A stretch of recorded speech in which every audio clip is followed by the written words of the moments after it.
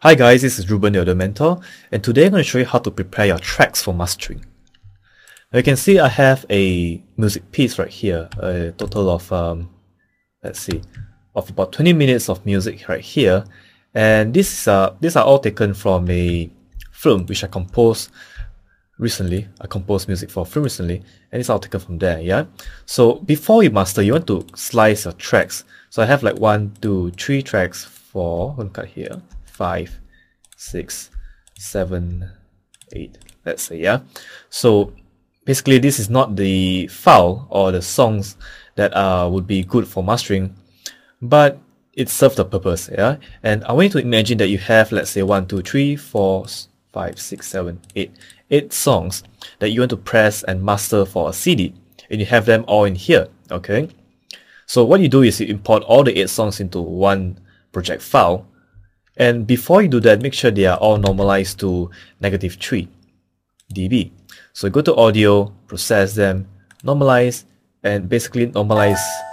I'm going to select, let's say, this first song here, and going to normalize them to -3, okay? And you do this for all the songs that you have on your track, basically. Now, I'm not going to do all because it'll take some time, but basically you want to normalize them to -3, and the purpose for this is so when you master, you have enough headroom to add in extra effects and, basically tweak even more, okay?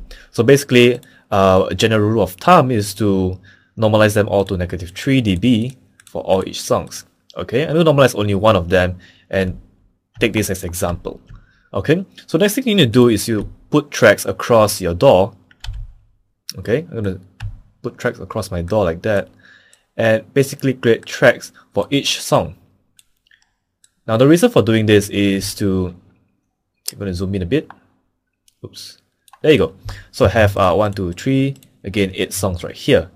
Now we have 8 songs like that, and the reason to this is we can cross-reference between all songs to get the same loudness, the same EQ ballpark between all these songs, yeah?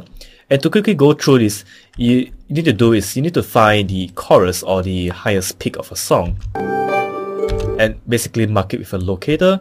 Find the next one, mark it with a third locator, go for the third one, mark it with a 4, go for the 5th one, 5 and 6, and basically do the rest, yeah?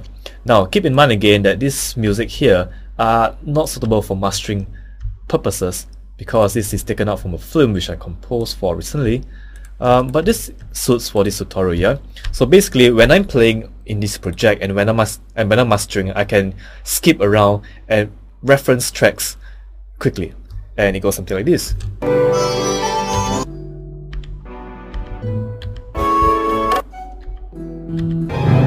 So I basically can quickly reference tracks to get the, to listen and really listen for its loudness and how loud it is, and how much EQ, and make sure that they are all in between the same ballpark, yeah? So what we can do next is to put a instance of a mastering suite like Ozone, which I have right here, in every single track, okay? And there you start tweaking your mastering, make it louder, put some EQ, and basically we'll do the same for the next track, just like that. And basically you put a instance of zone in every single track that you have right here, and when you are mastering, you want to quickly skip between tracks to see how they are sounding compared to each other, yeah? So that's how you prepare your files for mastering. And once you're done mastering with the Ozone, all you need to do is just put a limiter at the end of the mixer and have all this exported. Now if you don't have Ozone, what you can do is you can use some other plugins that comes with your DAW, like compressors, limiters, maximizers, stereo enhancers, and basically Ozone is the same thing, just that it comes with better algorithms and more functions to play around, okay? But that doesn't mean you cannot do mastering without a third-party plugin.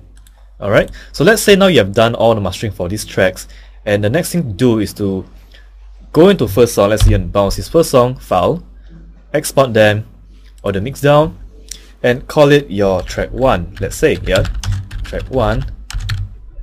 And basically save it to a WAV file anywhere in your desktop, and that will do.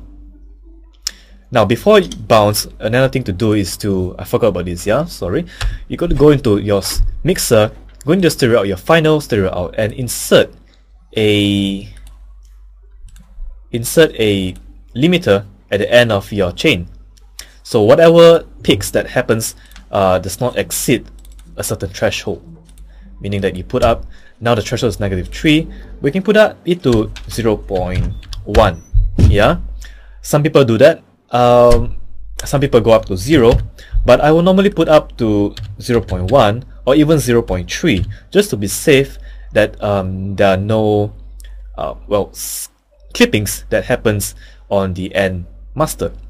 Now you want to have this intersample clipping to be selected, as this is a function to avoid clipping when you are sending your digital mix to an analog source like a CD player. Okay, so you want to have this intersampling clipping on, and your software should have this, and even in Ozone you have this function which is right under the maximizer, which is here, intersample detection. Alright, so most software should have these functions that are shown here, and you should be able to do mastering just as though you have a mastering suite. Okay, if you're looking to buy a mastering suite, I will recommend Ozone. It is one of the most affordable plugins out there in the market, and one that works pretty well as well. So if you have any questions, ask me in the comments below, join the forums at the site, join our Facebook group, or even just email me directly. Alright, see you, and I hope you learned something from this tutorial. Thanks.